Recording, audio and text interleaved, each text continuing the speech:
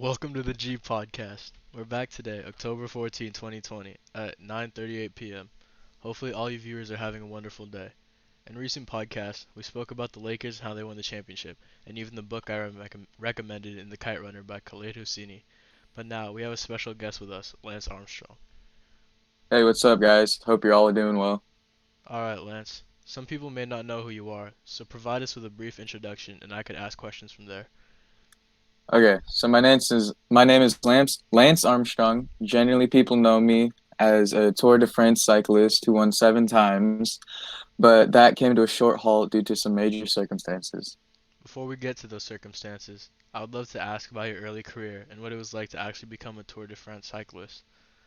Well, beginning beginning my career, I was born on September 18th, 1971 in Plano, Texas, but shortly moved to Dallas. I was raised there by my mother and began my early athletics. I began swimming at the age of 10, but even started competing competitively at 13 in cycling and triathlons. It was at 16 when I became a professional, trademarking my name as a triathlete. Very interesting. For those who don't know what a triathlete is, it's a competitive sport that partakes three different actions in swimming, running, and cycling. Having the capacity to do that at 16 really makes me astounded. What were your early accomplishments? While I was a triathlete, I had won national sprint course champion in 1989 and 1990. Interesting. So that made you around 18 or 19 when you had won, correct? Yeah. Wow, that's very amazing. Now that we know a bit about your early professional career, what are some things that happened after this? Well, obviously, I ended up partaking more in cycling as it was one of my favorite events out of all three. I even got recruited to train in Colorado Springs by the U.S. Olympic team. Along with this, I left high school. Why did you leave high school? And did you ever receive your diploma? Yes, I actually did receive my diploma, but I did private classes.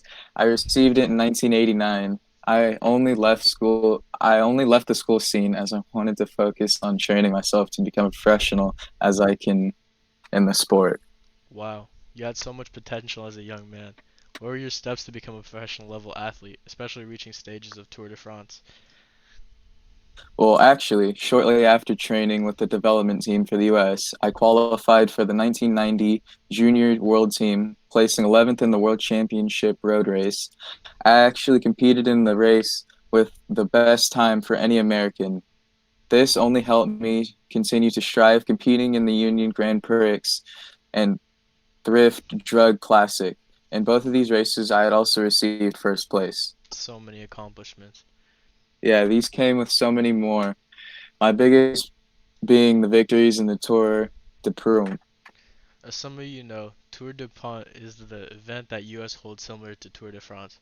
It's an excruciating race, and somehow Lance over here was able to receive first in 1996. I've had some information about his race during 1996. During this race, he set many event records. He had the largest margin of victory and the fastest average speed in a time trial. Hence, this was only when he was around 25 years old. Though he had all these accomplishments, he had setbacks in the few next moments of his career. These were times of depression for me. I wasn't able to compete after Tour de Pont at my full capacity since I had bronchitis. This wasn't even the worst thing that could have happened to me. I I received testicular cancer. What a major setback to such an aspiring professional. Can we hear more about the procedures conducted throughout this time? Battling this was super tough. There were tumors throughout my abdomen, lungs, and lymph nodes. This left me with procedures that almost seem inhumane. I was at a 65 to 85% survival rate, stuck on difficulties with my eating and even intense chemotherapy. I could never imagine the pain you went through. Adding on to this, they even found a major tumor in my brain, causing my chance of survival to be dropped to be 40%. Well, I'm glad to see that you made it through all this now that you're here. Of course, thank you.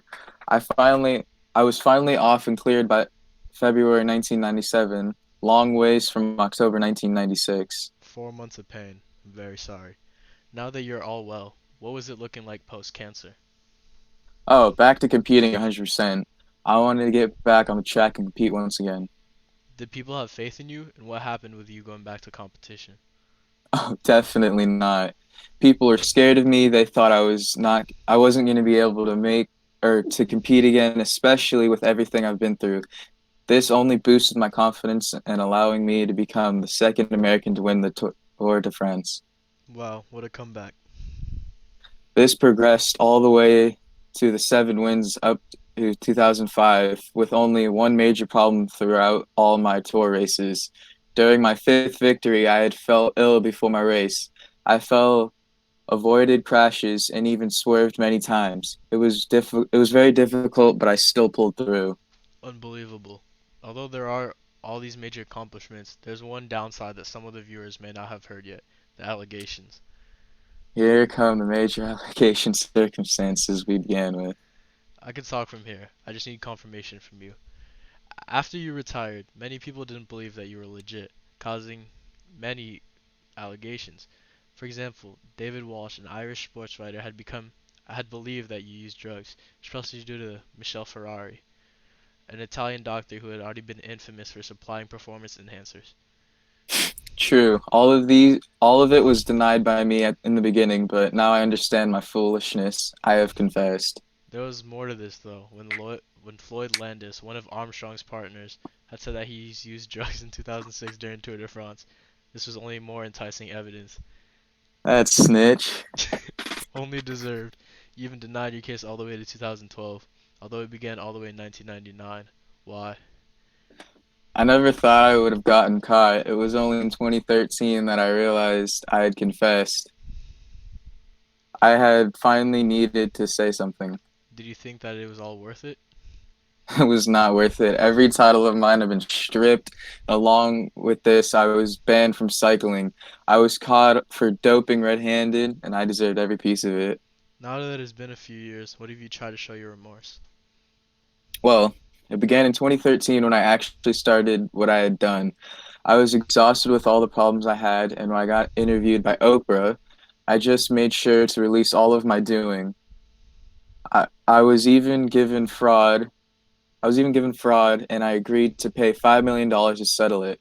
For all my wrongdoings in the past, I tried my best to pay in full coverage and apologize deep down. So with this, do you think redemption is a thing? As you said earlier, you guys read Khalid Hosseini's book. The book only shows redemption with the wrongdoings of a character and the forgiveness that was given after. Characters were given the opportunity to try to redeem themselves with certain tasks. I definitely do believe that redemption is a thing. That is true. Amir was a character that redeemed himself, even with all the bad things that had happened in his life. Although this has happened in the book, some people say there is no way for you to redeem yourself, such as Greg LeMond. I already apologized to him and he took it to heart. Well, what would you s- what would you say about redemption? Because I believe LeMond didn't believe it was heartfelt. He just thought it was fake. Redemption is definitely a thing, and I'm still trying to work on it to this day. Otherwise, no comment. Well, okay, that's all we have for this show today, and thank you again to Lance Armstrong for coming by. Thanks for having me.